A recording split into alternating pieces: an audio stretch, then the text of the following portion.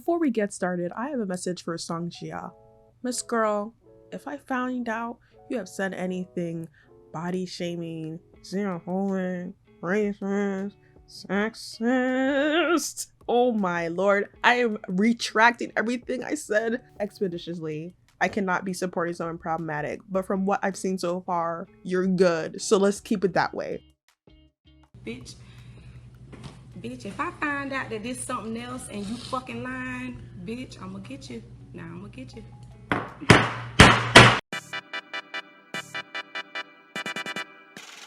If you don't know who Jia is, she's a contestant on a popular Korean dating show that's available on Netflix called Singles Inferno.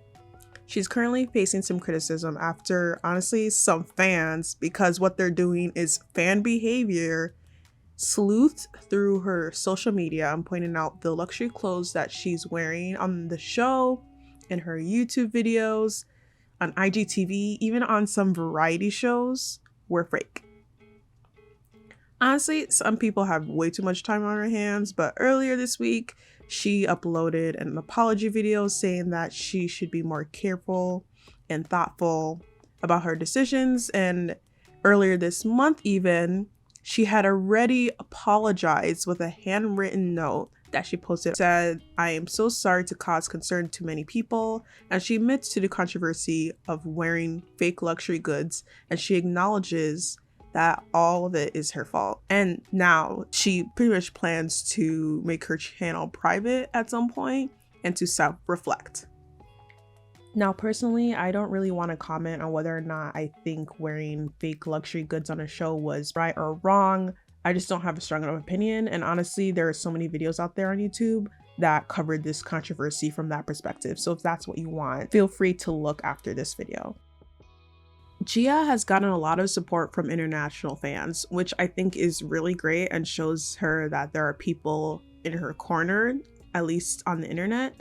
And although it seems like there also seems to be a few K fans out there that think this vitriol against her is getting too extreme and could be potentially dangerous, I feel like right now a lot of the support she's getting is from international or English speaking fans, to be a bit more broad. And I do think that's great. I think it's really helpful for her, but I think we need to be a little bit weary of the language that people are having around this, and seeing the fact that people are like, oh, we need to save her, essentially. I think that's very problematic for Western fans. Again, more broadly, English-speaking fans to think like that they can save her from her own country. Again, although even myself included, I think this campaign against her is a bit ridiculous, I still don't think it's entirely our place to quote-unquote save her, and it's a bit bold to assume she doesn't have friends, family,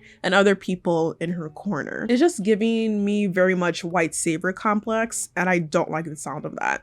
I know international fans mean well, and I don't think I'm saying what fans are doing is inherently bad. I just think we need to be a bit more mindful of the language you're using, because at the end of the day, this is a Korean woman working and living in Korea. And even if she came to the US or the UK like some fans are saying she should do, how would that work? From what I know, she does not speak English, and she's an Asian woman. We all know America and the UK and presumably other Western countries are not very kind to people that don't speak English, and two, aren't very kind to Asians, as we have seen in the news, considering their rise on attacks against Asian people. So no, Jia does not need to be saved. I think she needs support, and showing her support is always good, and that is what we should keep on doing. If international fans run on outrage, then Korean fans run on jealousy. I said what I said! And I say that because this vitriol against Jia is not even really surprising, seeing the way it has snowballed. And honestly, this happens all the time with super popular public figures. The higher they rise, the harder they fall. And right now, Jia is popping off. She's super popular. And honestly, jealousy is a normal thing, but when it comes to a celebrity or influencer, jealousy from fans can be the end of you.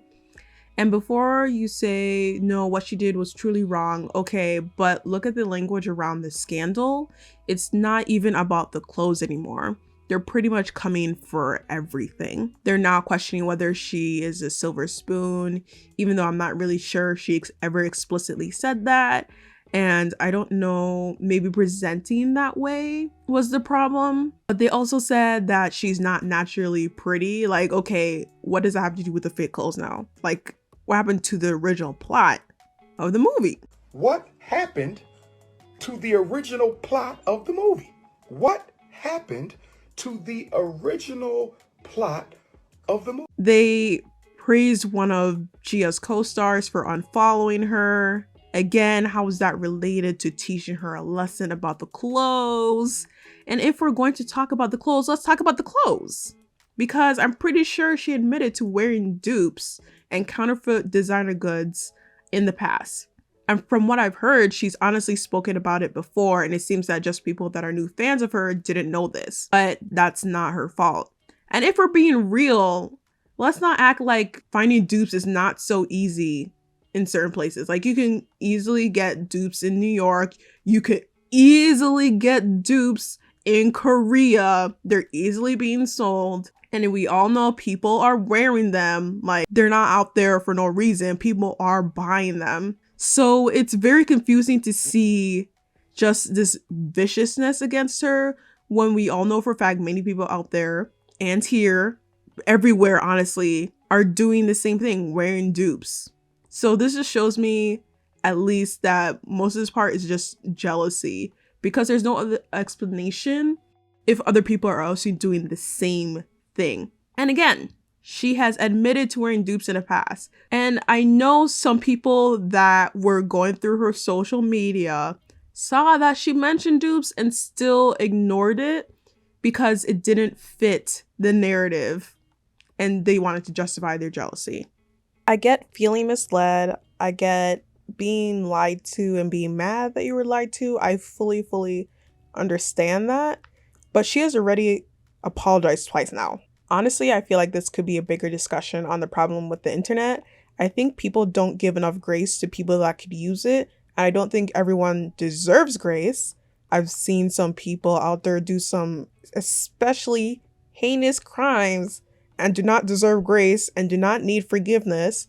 But for something as trivial as this situation and the fact that she's apologized, literally, what else can she do for you? Like, when people apologize for like a little mistake like this and they still get chewed out for it, then what was the point? It seems like as if there's really nothing that could satisfy the people that are still mad. And that is fine. People don't have to forgive, but the continuous attack after the fact she has apologized, like, what else do you want her to do? Like, do you want her to come to your house bowing with a personalized cake that says, I'm so sorry I have misled you, I'm so sorry you thought I was a rich girl? Like, it's set up. It's really set up because there's literally nothing you can do to redeem yourself. And I'm not saying everyone deserves a redemption arc, but some people I think can be given a little grace if the issue is as trivial as this. And I think that can truly apply here.